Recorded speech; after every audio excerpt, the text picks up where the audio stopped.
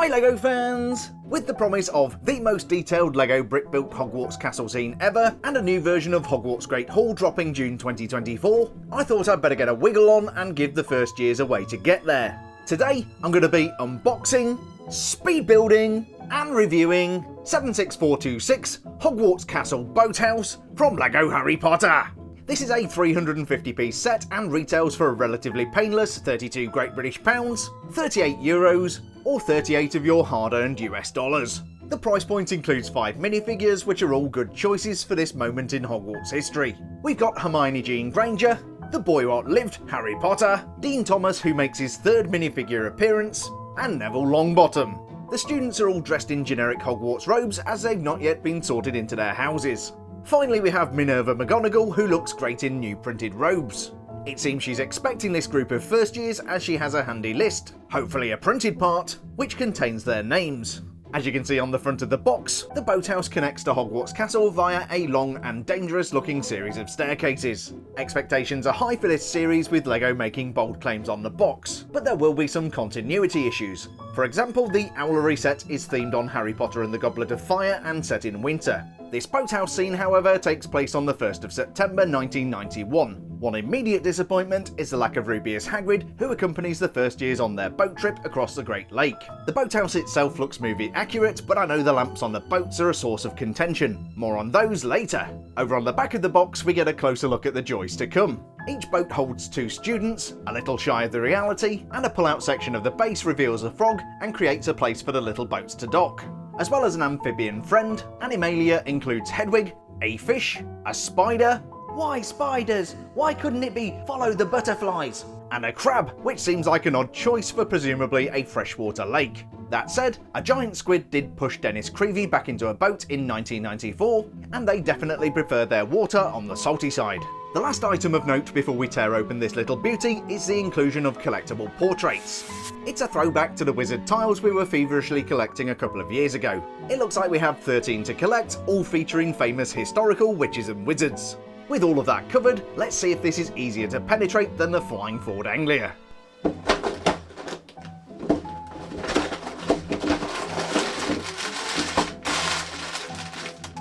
Here's everything you get inside the box. Not 1, not 2, but 3 bags of LEGO and a 134-piece instruction booklet. No stickers. I'm going to go ahead and put together the 76426 Hogwarts Castle Boathouse, and today this is going to be a 60-second speed build.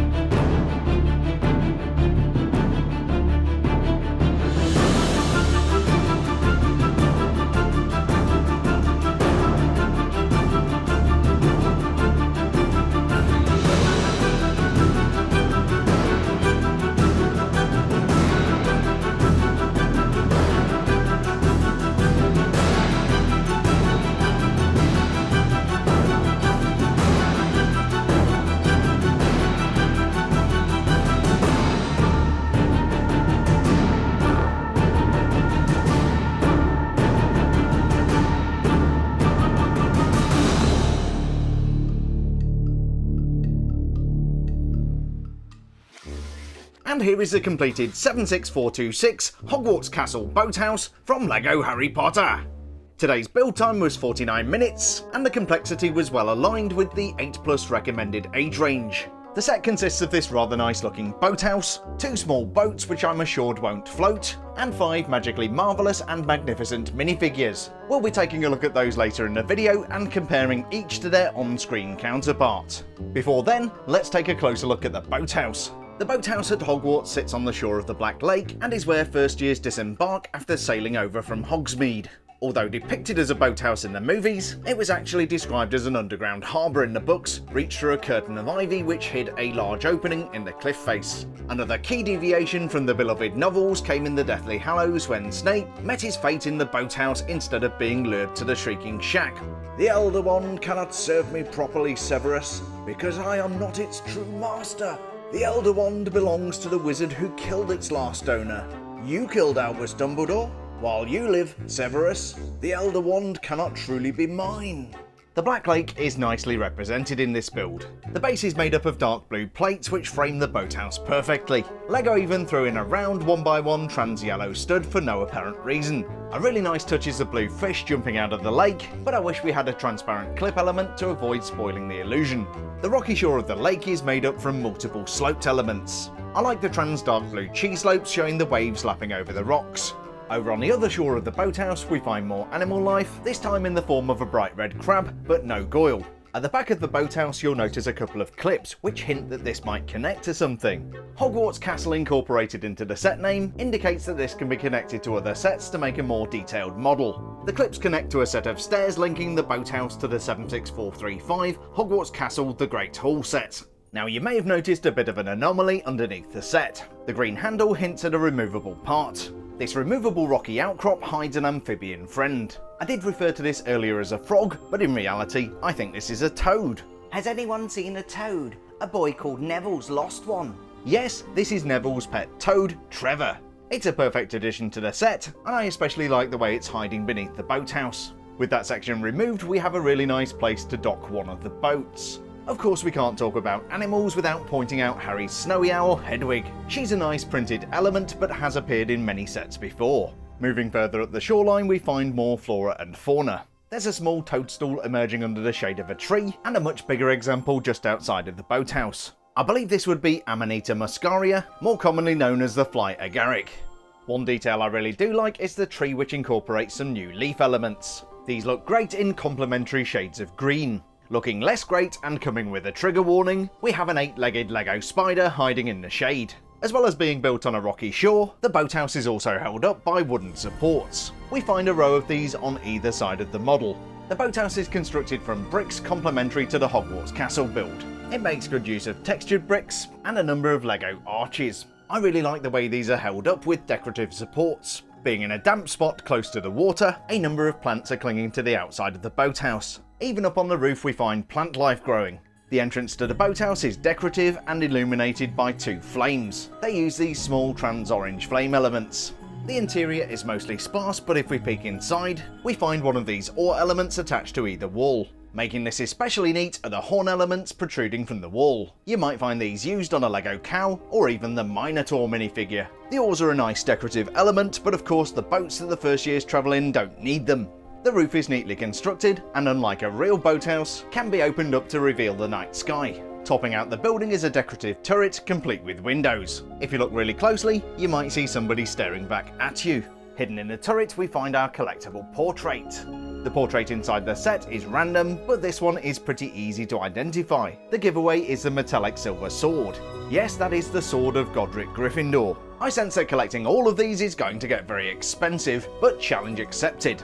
Above the portrait's home in the tower, the boathouse is topped off with a decorative turret. This consists of dark grey cone-shaped elements, and a golden weather vane which sits in a sand green 1x1 cone. I like the nod to the green roofs in the early Hogwarts sets. The boathouse is a great looking build, and I can't wait to see how it looks connected to Hogwarts Great Hall. But of course a boathouse is pretty useless without boats. In this set, LEGO includes 2 boats, which is perfectly fine for the 4 students we get. Of course in the movie there was a complete flotilla of boats carrying the first years. The first was captained by none other than Rubeus Hagrid, who is sadly missing from this set. The others would have each contained several students, but in the case of this set, we only get 2 in a boat. At a push you could get 3 students in a boat, but it's starting to get a little cozy. The tiny boats are constructed from multiple LEGO elements and are most definitely not watertight. The boats are identical, meaning LEGO could have just done a ×2 in the instructions. In reality, these were separated out into separate bags. As the Hogwarts Express arrives after dark, the little boats are illuminated with a lantern. We do have one of those on the LEGO boat, but it's not quite the same. The lanterns we see in the movies are held by a student. Probably best you don't give one of those to Seamus Finnegan. In this set, the lantern is attached to the front of the boat. It's an interesting construction, and I like the way LEGO has used a black sausage to mount the lantern at an interesting angle. Inside the boat, a couple of jumper plates provide places for the students to stand. Of course you wouldn't stand in a small boat like this, but these students can't sit down. As well as the boathouse and 2 boats, we also have 5 minifigures: Harry Potter, Neville Longbottom, Hermione Granger, Dean Thomas, and Professor Minerva McGonagall. The students, with the exception of insufferable know-it-all Hermione Jean Granger, are all wearing the same uniform. As they have yet to be sorted into their houses, their uniforms bear the generic Hogwarts crest. Either by magic or by alterations made by house elves, these uniforms will later be tailored to Gryffindor, Hufflepuff, Ravenclaw and Slytherin. The back of the torso is also printed and shows a generic hood. Usually these would be lined with the colour of the house the student was sorted into. In the case of Neville, Harry and Dean, the student stands on generic black non-posable legs. Miss Granger is a little bit special and comes with a plastic skirt piece which makes her a little taller. She also comes with dual moulded black and dark grey legs. Although the other minifigures are technically exclusive, this version of Hermione also appears in the 76405 Hogwarts Express Collector's Edition. The legs have been used for 4 Hermione minifigures and a generic Ravenclaw student. The face and hair are very common elements and have been used a bunch of times before. I think the only non-Hermione to get this hair was Joyce Byers from the Stranger Things Upside Down set. While Hermione has a slightly different uniform thanks to the skirt, somehow I don't think J.K. Rowling would allow a male Hogwarts student to wear a skirt. Dean Thomas technically has an exclusive torso part. This is the first time we've seen this print with the medium brown hands. The hair has been used a bunch of times before but is a pretty good match for the character. Overall, LEGO has done a really nice job of bringing Dean Thomas to life. The facial print has also been used before, most notably for Lee Jordan in the 76423 Hogwarts Express and Hogsmeade Station set. Another set I still have to review. I'm not a big fan of the sad expression, but the alternate really brings Lee Jordan, or Dean Thomas, to life. Now of course this wouldn't be a Harry Potter set without the boy what gone done lived. The minifigure is technically exclusive to the set, but the parts have been used many times before. The shaggy unmanageable hair is very common. Equally common is the facial expression, which has appeared in at least 24 sets to date. I prefer the alternate expression which shows Harry in a state of panic.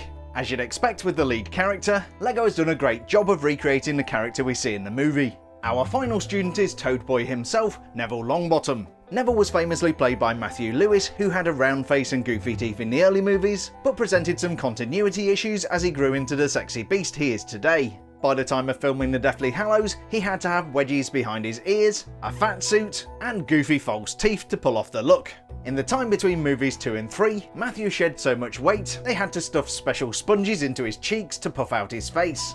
After so many recycled parts, it's great to have a new facial print for Neville. I really love the smiling face with the trademark teeth. Of course we do have an alternate expression which shows a slightly less happy Neville. Maybe he's lost Trevor the Toad again. Finally we have Gryffindor head of house and legendary hat stall, Minerva McGonagall. She's holding a really nice printed tile bearing the names of the students. I don't know whether she dropped the parchment in the lake, but it's certainly looking a bit dirty. She's wearing the same emerald green robes we see at the start of Harry Potter and the Philosopher's Stone. The printing is especially nice and incorporates some metallic details. Making this especially nice, we have printed arms with the same metallic details, and LEGO has mastered the art of printing the back of these curved pieces. Now they just have to work on the sides. Whilst the robes have had a bit of a makeover, the hat and face have been used before. At the time of filming, these have been used in a total of 4 sets. McGonagall's crooked hat is beautifully moulded and incorporates tan hair. The facial expression is unusually jovial for the Scottish witch. The alternate reverts to type with a more disapproving look. Whilst we have seen LEGO minifigures wearing this costume many times over the years, the printing upgrades take this version of McGonagall to a whole new level. One thing I forgot to mention is that all of the minifigures come with their own wand. Unfortunately for Harry and Dean Thomas, they have to share the same sprue. At least they're all fully equipped and ready for their first transfiguration lesson.